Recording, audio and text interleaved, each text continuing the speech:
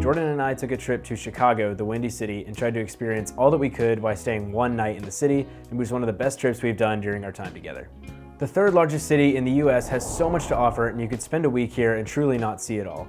But its amazing public transport, walkability, and relative closeness of attractions make it an amazing weekend trip. We'll bring you our one-night itinerary in Chicago and a bonus guide to visit Indiana Dunes National Park, located just an hour away by train. We started off by flying into Midway International Airport, arriving around 9 a.m. I highly recommend flying into Midway if you're here for just a day. It's a lot smaller than O'Hare, easier to get around, and you can take the Orange Line directly into the city from the airport.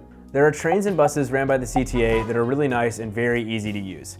Luckily, Google Maps actually has all of these mapped out, which is one of my favorite features. So if you go on there and you press the little bus icon when you enter your destination, it'll tell you the exact stops and the exact time in between stops that you'll need to take to get places.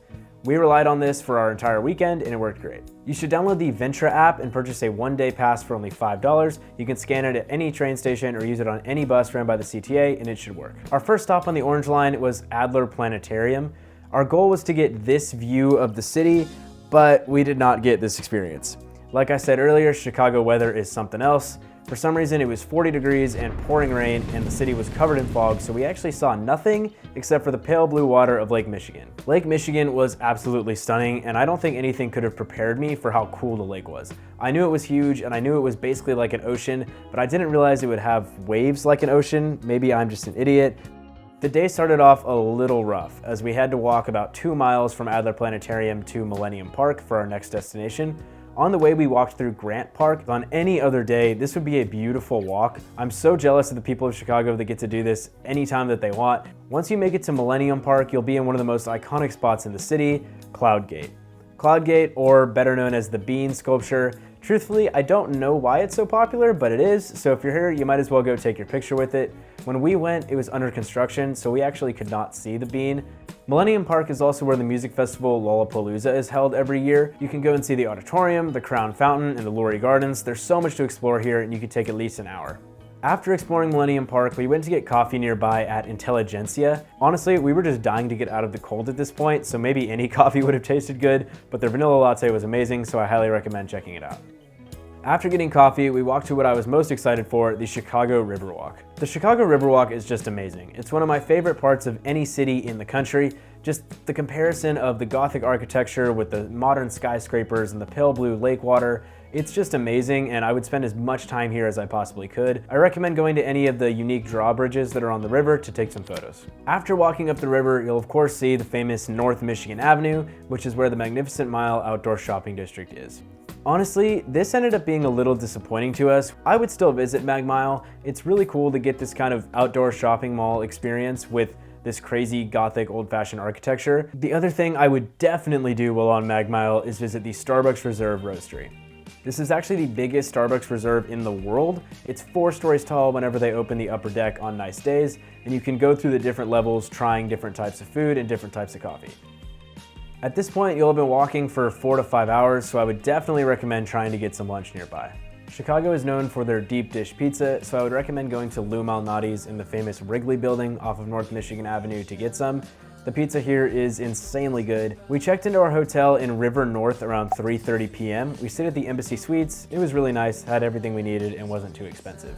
The guide in the description features a lot more hotel options, but I would actually recommend staying at 21C Museum Hotel. 21C is a really unique hotel brand. It's basically, as it sounds, a museum in the lobby and then hotel rooms upstairs. However, they're known for their famous penguin sculptures. They're all around the country, and we've been to 3 of them. After dropping our backpacks off and finally resting for a little bit, we got back on the road and went to Navy Pier. Navy Pier is a hub for all things touristy in Chicago. The attractions at Navy Pier include the Centennial Wheel, a 200-foot Ferris wheel offering panoramic views of Chicago's skyline and Lake Michigan. There are multiple restaurants and bars like Giordano's, which is famous for its deep dish pizza, and the Offshore Rooftop, which is actually the largest rooftop bar in the country. There's also the Chicago Shakespeare Theater, the Crystal Gardens, which are a stunning indoor botanical garden. You can also take boat cruises, including a dinner cruise from Navy Pier. And during events like the 4th of July, they have fireworks shows. If you don't do any of these attractions, you can still probably spend 20 to 30 minutes walking the pier and just taking in the views. It's really neat, and I would recommend visiting it even if you don't intend to do any of this stuff. After Navy Pier, I would walk or Uber, depending on the time that you have, to your dinner at River Roast. River Roast is one of my favorite restaurants I've ever been to, and honestly, it's just the all-around experience. It's right on the Chicago River, and during the summer, they open up the patio outside. For the portions that you get, it's actually not too expensive either, and it's the best service of any restaurant I've ever had. We went for our anniversary and ended up getting free dessert, free champagne, excellent service, so I highly recommend it. After dinner, we went and did the best part of our trip, and if you visit the city of Chicago, you have to do this. Do not get on a plane without going on an architecture boat cruise. Basically, they'll take you out on a boat on the Chicago River and they'll detail every single building that you go by and its historical significance and the type of architecture that was used to construct it. You'll learn about the Chicago River and how it was formed, the Wrigley Building, the Sears Tower, so many more things that I won't spoil for you, you just have to do it. The best part is at the end when they take you out onto Lake Michigan and you get to see the city at sunset.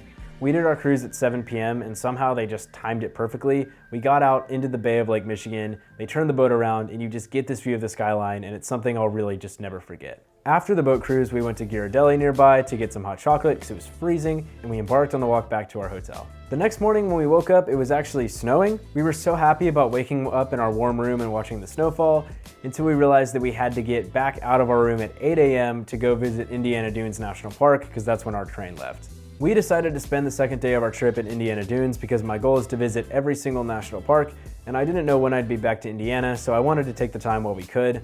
But honestly, I don't know if I recommend it on a day like we did it when it's pouring rain or snowing.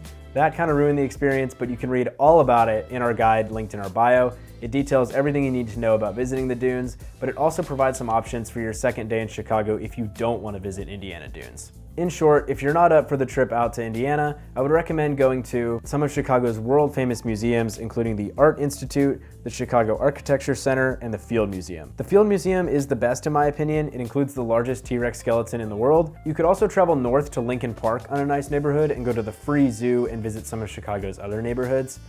Whatever you end up doing, I would recommend getting a flight home after 5 p.m. That way you can have your full day to explore the city some more.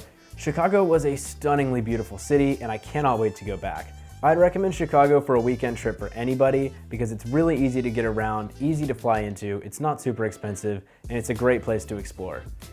If you enjoyed this video and want to see more content just like this, be sure to subscribe to our channel, follow us on TikTok and Instagram below. The best way to support our channel is subscribing and purchasing these guides, so please help us out in any way you can. Make sure to travel smarter, not harder.